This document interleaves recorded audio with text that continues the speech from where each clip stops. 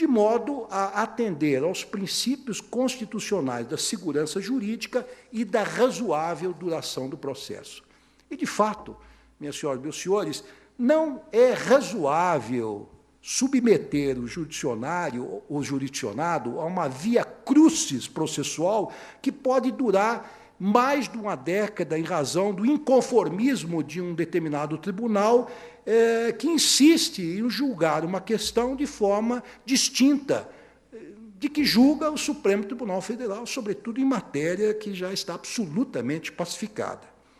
O ministro Francisco Rezec, um grande intelectual, uma grande figura do Supremo Tribunal Federal, a propósito, um dia, quando votou no julgamento de uma questão de ordem na ação direta de constitucionalidade número 1 do Distrito Federal, em que foi relator o grande ministro também, professor da nossa Universidade de São Paulo, Moreira Alves, disse o seguinte, o ministro Rezec, que houve uma época em que um determinado tribunal de justiça, de uma unidade importante da federação, assumidamente desafiava a firme jurisprudência do Supremo Tribunal Federal, porque pensava diferentemente, em nome da liberdade de convencimento própria de todo juiz.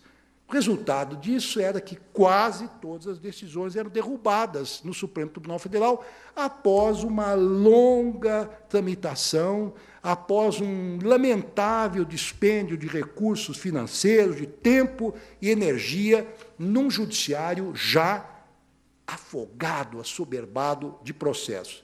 E eu digo quase todos eram derrubados porque, na circunstância infeliz do jurisdicionado ser assistido por um advogado relapso ou desidioso, ou porque desprovido de recursos financeiros para patrocinar a lide até o Supremo Tribunal Federal, a sua decisão, a decisão dissonante, infelizmente, prevalecia. Evidentemente, esse tipo de atitude, esse tipo de mentalidade só contribuía para congestionar ainda mais o judiciário e aumentar a insegurança jurídica do país. Bem, como é que se criou a súmula no Brasil? De onde vem essa ideia? No Brasil, a expressão súmula foi utilizada pela primeira vez nos anos 60 pelo eminente ministro Vitor Nunes Leal, a quem homenageamos no dia de hoje. Um verdadeiro ícone da magistratura brasileira, como tão bem salientou o nosso querido ministro Sepúlveda Pertence.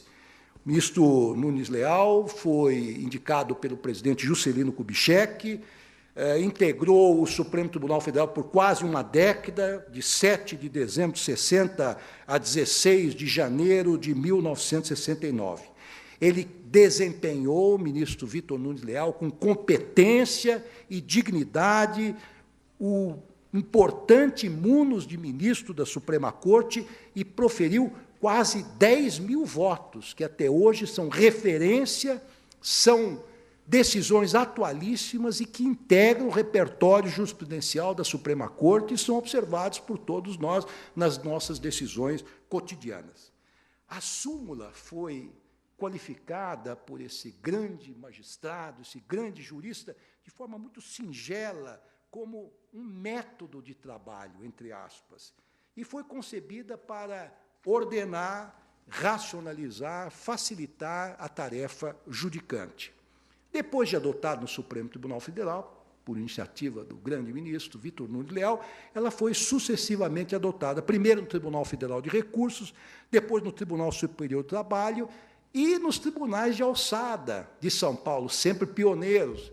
Eu tenho a honra de ter sido membro do Tribunal de Alçada Criminal de São Paulo, um grande tribunal que, infelizmente, agora incorporado no Tribunal de Justiça, perdeu um pouco da sua personalidade ímpar, sobretudo pelo corpo de seus grandes magistrados, com a minha modesta exceção, evidentemente. Mas eu relembro às senhoras e aos senhores que, numa preciosa inconfidência sobre o tema, isto está num artigo que Vitor Nunes Leal escreveu, este magistrado revelou com muita modéstia que a súmula foi criada por ele em face da dificuldade que ele tinha de rememorar a vasta jurisprudência do Supremo Tribunal Federal. Por isso que ele chamava a súmula como método de trabalho. E no artigo que ele publicou, interessante, ele revela isso, dizendo o seguinte: por mais de uma vez, em conversas particulares, tenho mencionado que a súmula é subproduto da minha falta de memória. Vejam que modéstia. Pois fui eu, afinal, o relator, não só da respectiva emenda regimental, como dos seus primeiros 370 enunciados.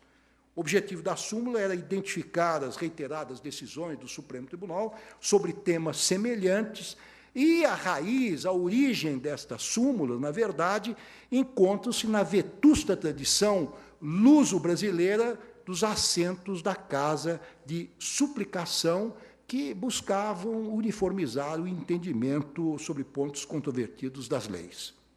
A função das súmulas, portanto, era facilitar a fixação e entendimento da jurisprudência do Supremo Tribunal Federal, orientando advogados, juízes, membros do Ministério Público, relativamente à interpretação que o Supremo dava à lei.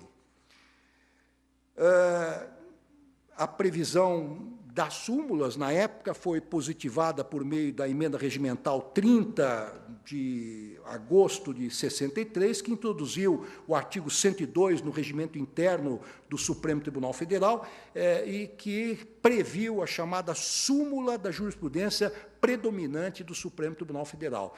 E estas súmulas eram organizadas por uma comissão de jurisprudência que era composta pelos ministros Vitor Nunes Leal, Gonçalves de Oliveira e Pedro Chaves. E 10 anos depois, em 11 de janeiro de 73, esta súmula, a ideia da súmula, o conceito de súmula, foi incorporado no artigo 479 do Código de Processo Civil, mas, evidentemente, a súmula, então, não tinha força vinculante. Ela tinha uma força intelectual, uma força de convencimento, mas não tinha esta força vinculante. Mas, naquela época, isto relata também o eminente ministro Vitor Nunes Leal, a súmula vinculante já encontrou resistências por parte dos profissionais do direito, que, a pretexto de preservar a sua independência intelectual, receavam aquilo que chamavam de cristalização da jurisprudência. E Vitor Nunes Leal, num artigo interessante que escreveu, disse que, à época, não faltaram aqueles, no Foro do Rio de Janeiro, que apelidavam a súmula de túmulo. Súmula, túmulo da jurisprudência. Mas, enfim, estas críticas à súmula, de então, de uma certa maneira, repetem-se nos dias atuais. Quais as críticas que se faz à súmula vinculante hoje? Em primeiro lugar, dizem que se atribui poder legislativo ao Supremo Tribunal Federal, de certa maneira, vulnerando o princípio basilar da separação dos poderes. Outra crítica que se faz é que há uma restrição aos princípios constitucionais do contraditório e da ampla defesa. Em terceiro lugar, que há uma limitação da liberdade de convencimento do juiz das várias instâncias jurisdicionais do país. E, finalmente, a velha crítica da cristalização da jurisprudência. Mas a verdade é a seguinte, que a súmula vinculante, eu tive até a oportunidade de dizer isso na quarta-feira, ministro Sepúlveda pertence, em que, dentre outras súmulas, nós aprovamos, aliás, proposta pelo eminente ministro César Peluso, uma súmula que parece que confirma, assegura, estabiliza as garantias fundamentais do cidadão, que é precisamente aquela de que não é possível iniciar um processo por crime tributário.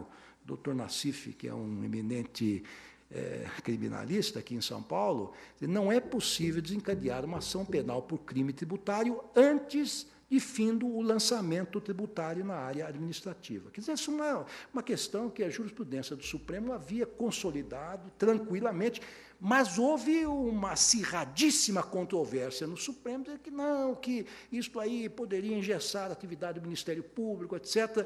Eu, modestamente, argumentei, olha, a súmula não é algo cristalizado. Se as condições mudarem, a súmula é aprovada nas condições rebus sic stantibus. É o entendimento do Supremo num determinado momento histórico. Existem mecanismos, exatamente, para alterar a súmula. Assim como a súmula é aprovada por 2/3 de seus membros, após reiteradas decisões sobre matéria constitucional,